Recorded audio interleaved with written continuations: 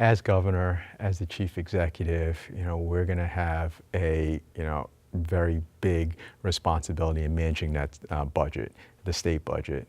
Just like what we've done in Cranston, the budgets that you put forward reflect the priorities that you have and where you want the state to go, or in my case in Cranston, where I wanted the dollars to go for our residents. Education is a fundamental key to ensure that our students are going to be ready for the workforce of the future. I'm glad that the state has implemented a statewide funding formula where the dollar follows the child strategy.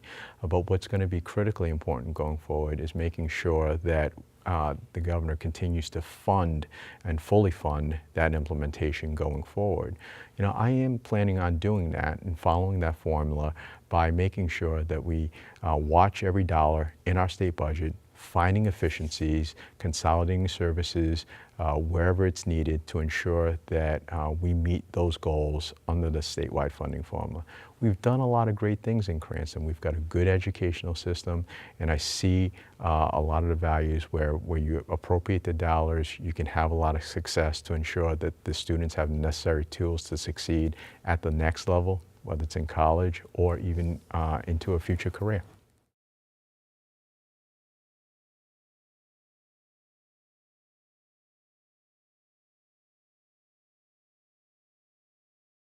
I would actually, and I've said this before during the time I'm on the campaign trail, go back towards that scenario of having separate distinct functions between elementary and secondary and higher education. And that's part of the plan that I've put forward, and actually really changing the governance structure where I foresee having the Commissioner of Ed technically report into the governor's office, breaking down a lot of those silos and barriers that have existed between the school side that you see a lot of times that are battles at the local level, schools versus city or towns of schools in the state.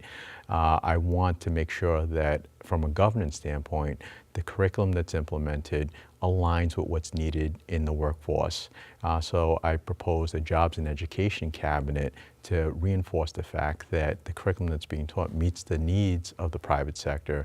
And that cabinet's going to include not only people from the private sector, but those public sector directors that touch on the business sector, working with the commissioner, working with those separate boards. And most importantly, on the higher ed too, I am proposing to have and free up our flagship institution, the University of Rhode Island, and allow them to have their own separate governance structure and board, like some other public colleges are doing in other states. So I think overall that would change the dynamic of educational system and better align the objectives of what we're trying to teach a lot of the students and get them ready for the workforce.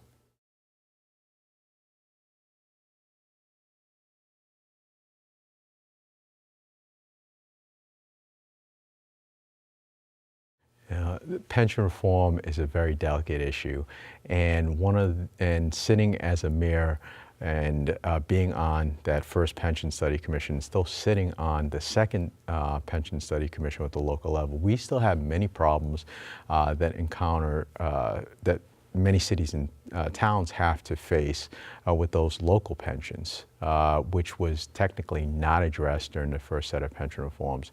It's a very difficult issue. As governor, I would empower the mayors and town administrators to have a lot more legislation and leeway to reform the local pension system, work with them, just like what we did in Cranston, to allow them the flexibility to sit down, negotiate with their retirees, with the local unions to manage their budgets, because pensions and any of those legacy costs have been a big part of the municipal local budget. So we've got to stay on top of it. In Cranston, we're even moving forward on the pension problem, moving towards private sector benefits, moving out of the costly pension system towards 401ks. And we were able to get two major unions to do that. And this should be the trend of the future, with mayors and town administrators being able to have that ability to get that done and then passing the legislation to allow them that flexibility to do it.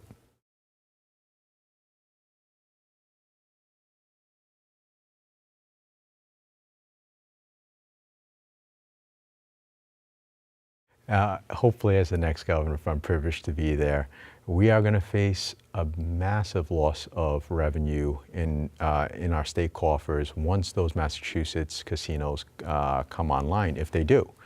And that's why we need a governor that has that sense of urgency, that understands budgeting, understands that process, and is willing to make some of the difficult decisions like what we've done in Cranston.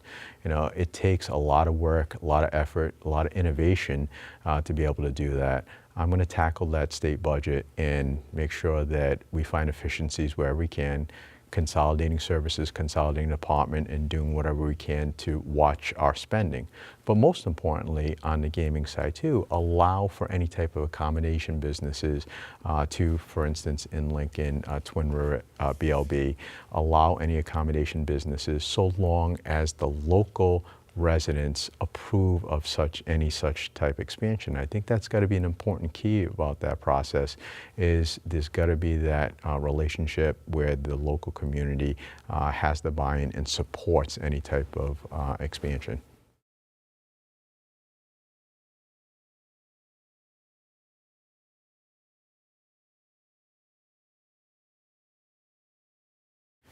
As governor, I would allow a lot more flexibility for cities and towns to continue that discussion.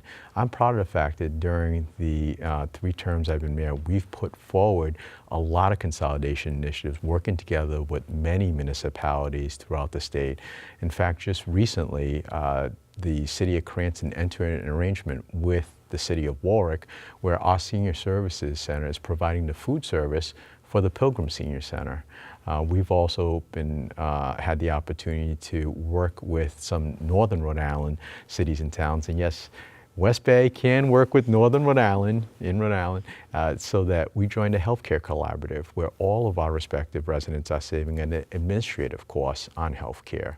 And we've also done different things on purchasing, where we've done some joint purchases with other communities to save our respective communities dollars too.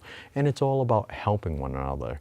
For instance, just the past year where we had really bad winter and there was a salt shortage, we had an agreement with the city of Providence where we had the salt supply, so we were able to lend some salt to them if they needed it. And it's all about working together. That's the approach I'll take at the state level as well, to ensure that municipalities, the mayors and town administrators have the flexibility to be able to work together and overcome any obstacles that they might face with consolidation, or even a serious discussion about regionalization.